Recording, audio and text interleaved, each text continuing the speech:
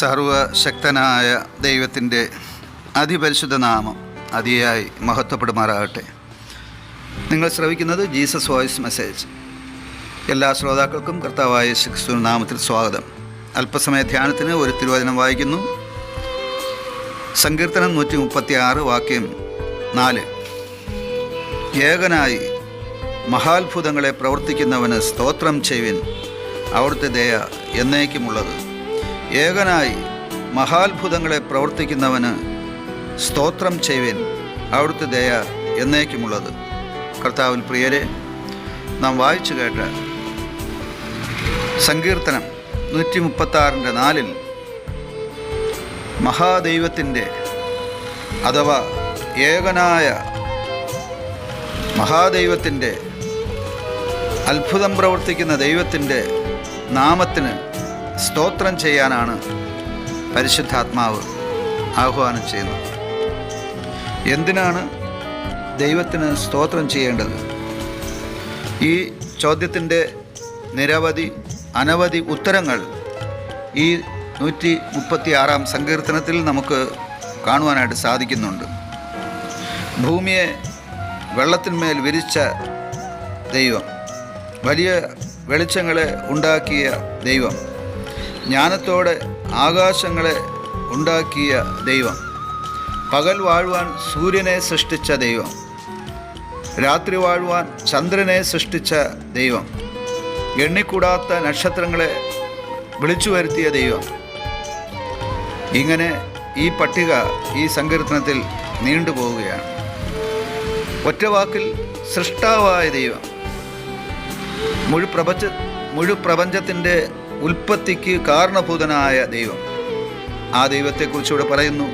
ഏകനായി മഹാത്ഭുതങ്ങളെ പ്രവർത്തിക്കുന്നവനാണ് ദൈവം. ഏകനെന്ന് വിശുദ്ധ വേദപുസ്തകത്തിൽ പല ഇടങ്ങളിൽ എഴുതിയിട്ടുണ്ട്. അതിൽ നാം വായിച്ചു കേട്ട വേദഭാഗത്തും ദൈവം ഏകനെന്ന് കാണുവാനായിട്ട് സാധിക്കും. പൗലോസ് അപ്പോസ്തലൻ പ്രത്യേകം പറഞ്ഞിട്ടുണ്ട്, ദൈവം ഏകനല്ലോ എന്ന്. ഏക ദൈവമായ യഹോവയായ പിതാവും പുത്രനും പരിശുദ്ധാത്മാവുമായ ആ ത്രിയേക ദൈവത്തിൻ്റെ അത്ഭുതങ്ങളാണ് 136 സങ്കീർത്തനത്തിൽ ഉടനീളം കാണുന്നത്.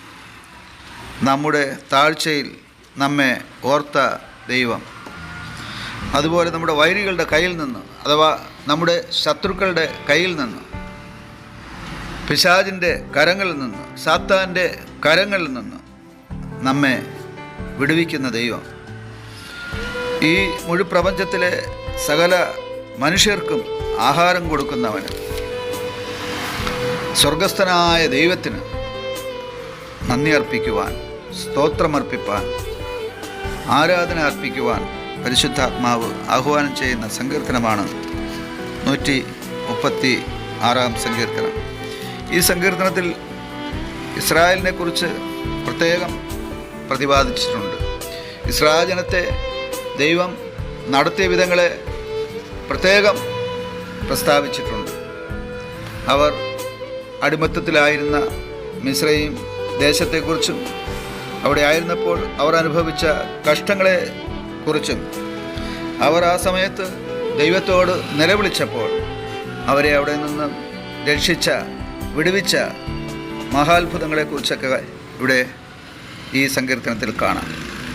10 അത്ഭുതങ്ങൾ പ്രവർത്തിച്ച് ദൈവം അവരെ മിസ്രൈമിൽ നിന്ന്, അഥവാ ഇന്നത്തെ ഈജിപ്തിൽ നിന്ന് വിടുവിച്ച് അവർക്കായി ദൈവം വിഭാഗിച്ചു കൊടുത്ത കനാൻ ദേശത്തേക്ക്, ഇസ്രായേൽ ദേശത്തേക്ക് അവരെ നടത്തിയത്, മരുഭൂമിയിൽ അവർക്ക് ആഹാരം നൽകിയത്, സ്വർഗത്തിൽ നിന്നും മന്ന ഇറക്കിക്കൊടുത്തത്, അതുപോലെ കാടപ്പക്ഷിയെ വിളിച്ചു വരുത്തി കൊടുത്തത്, പാറയിൽ നിന്ന്, തീക്കൽപ്പാറയിൽ നിന്ന് വെള്ളം കൊടുത്തത്, ഇതെല്ലാം വിവരിച്ചിരിക്കുന്ന സങ്കീർത്തനത്തിൽ നാം വായിച്ചു കേട്ട വേദഭാഗത്ത് ഒറ്റവാക്കിൽ പ്രസ്താവിക്കുന്നത് ഏകനായി മഹാത്ഭുതങ്ങളെ പ്രവർത്തിക്കുന്നവൻ എന്നാണ്.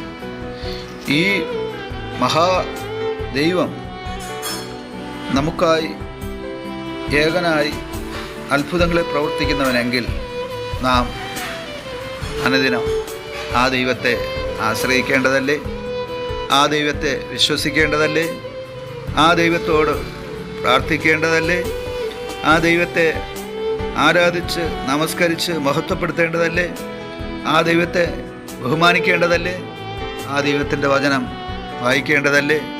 ആ ദൈവത്തിൻ്റെ വചനപ്രകാരം ജീവിക്കേണ്ടതല്ലേ? ആ ദൈവത്തിൻ്റെ സാക്ഷികളാകേണ്ടതല്ലേ? അതെ, അപ്രകാരം ജീവിക്കുവാൻ ദൈവത്തിൻ്റെ പരിശുദ്ധാത്മാവ് നമ്മെ അനുഗ്രഹിക്കുമാറാകട്ടെ. ആമേൻ, ആമേൻ.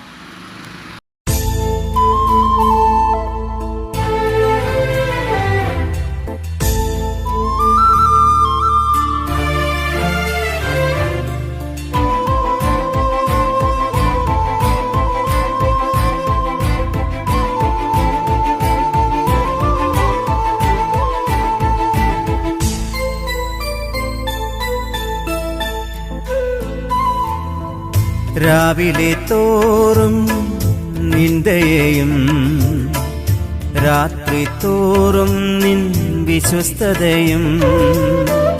രാവിലെ തോറും നിന്ദയെയും രാത്രി തോറും നിൻ വിശ്വസ്തതയും.